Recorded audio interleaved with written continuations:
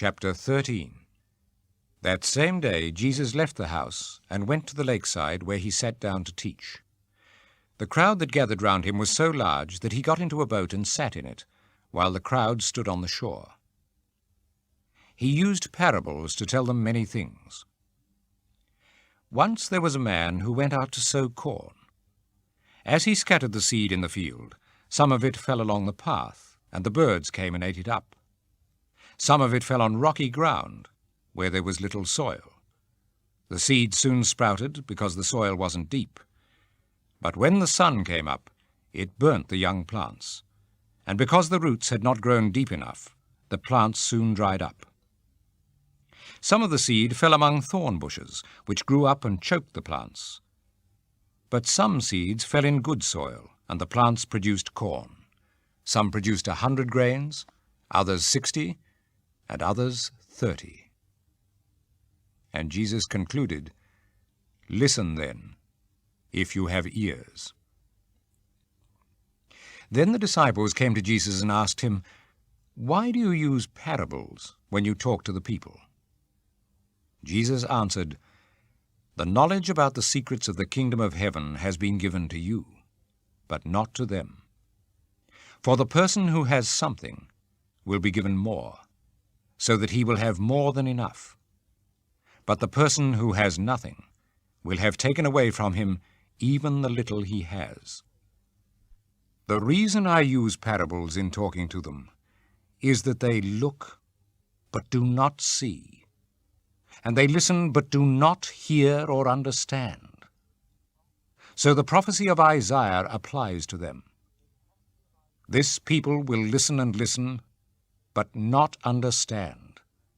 They will look and look, but not see, because their minds are dull, and they have stopped up their ears and have closed their eyes.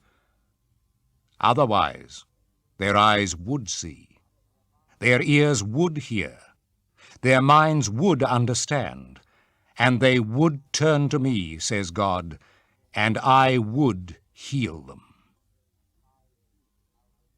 As for you, how fortunate you are. Your eyes see, and your ears hear. I assure you that many prophets and many of God's people wanted very much to see what you see, but they could not, and to hear what you hear, but they did not. Listen then, and learn what the parable of the sower means. Those who hear the message about the kingdom but do not understand it are like the seeds that fell along the path. The evil one comes and snatches away what was sown in them. The seeds that fell on rocky ground stand for those who receive the message gladly as soon as they hear it, but it does not sink deep into them, and they don't last long. So when trouble or persecution comes because of the message, they give up at once. The seeds that fell among thorn bushes stand for those who hear the message, but the worries about this life and the love for riches choke the message, and they don't bear fruit. And the seeds sown in the good soil stand for those who hear the message and understand it. They bear fruit, some as much as 100, others 60, and others 30.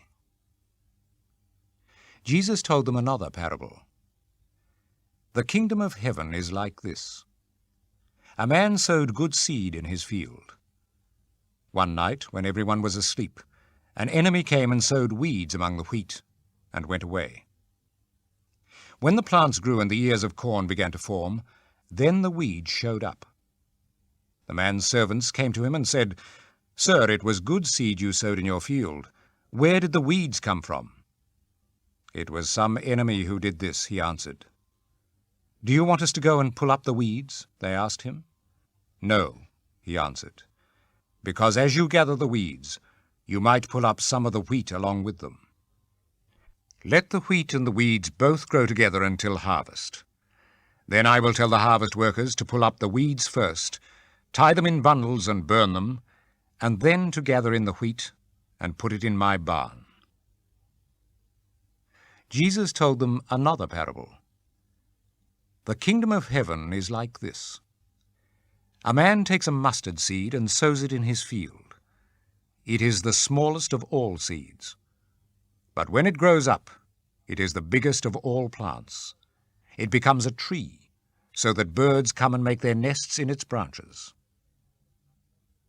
Jesus told them still another parable. The kingdom of heaven is like this.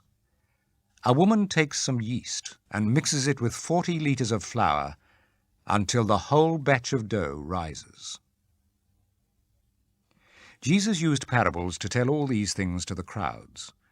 He would not say a thing to them without using a parable. He did this to make what the prophet had said come true. I will use parables when I speak to them. I will tell them things unknown since the creation of the world. When Jesus had left the crowd and gone indoors, his disciples came to him and said, "Tell us what the parable about the weeds in the field means." Jesus answered, "The man who sowed the good seed is the Son of Man. The field is the world. The good seed is the people who belong to the kingdom. The weeds are the people who belong to the evil one. And the enemy who sowed the weeds is the devil. The harvest is the end of the age, and the harvest workers are angels.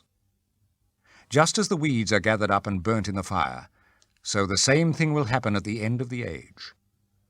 The Son of Man will send out his angels to gather up out of his kingdom all those who cause people to sin and all others who do evil things.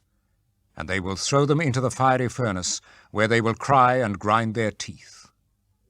Then God's people will shine like the sun in their Father's kingdom.